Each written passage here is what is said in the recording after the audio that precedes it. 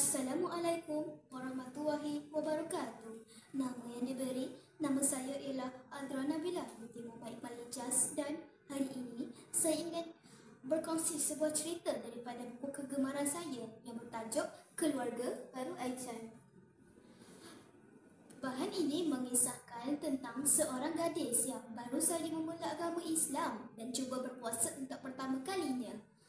Pada suatu hari, Aichan duduk di ruang tamu dan melihat kalender Ramadan sambil matanya bersinar-sinar, lalu bercakap kepada ibunya, "Umma, aku mahu berpuasa seperti Umma dan Ayah." Lalu ibunya berkata kepadanya, "Boleh sayang, kalau dah penat boleh berbuka. Allah suka kepada kanak-kanak yang cuba berusaha untuk berpuasa pertama kalinya." Lalu tibalah keesokan harinya, hari pertama Aichan berpuasa. Pada waktu pagi, Aichan bangun seawal pagi dan sahur bersama keluarganya. Dan tiba di sekolah, kawan-kawannya terkejut melihat Aichan tidak makan bekal seperti biasanya. Lalu salah seorang daripada rakan Aichan yang bernama Sarah bertanya kepadanya, "Aichan, kamu tak makan bekal kamu ke hari ini?" Lalu dan dia bertanya, "Kamu tak lapar ke Aichan?" Lalu Aichan jawab, "Sedikit, tapi hari ini aku akan cuba berpuasa seperti Umma dan Ayah." Lalu kawan-kawannya kagum dan cuba memberi semangat kepada Aichan.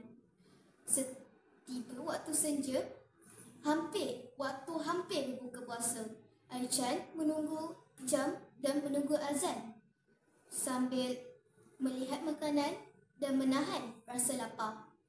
Pada akhirnya, waktu azan pun telah berkumandang.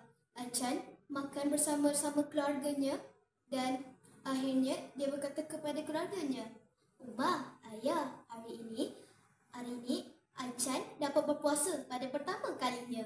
Lalu ibu dan ayahnya kagum akan Aichan.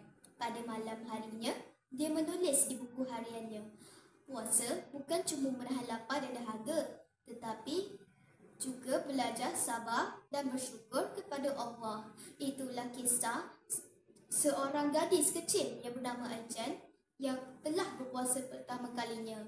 Saya belajar daripada buku ini bahawa puasa bukan sahaja menahan lapar dan dahaga, tetapi juga tentang keikhlasan, kesabaran dan kesyukuran kepada Allah. Sekian, terima kasih.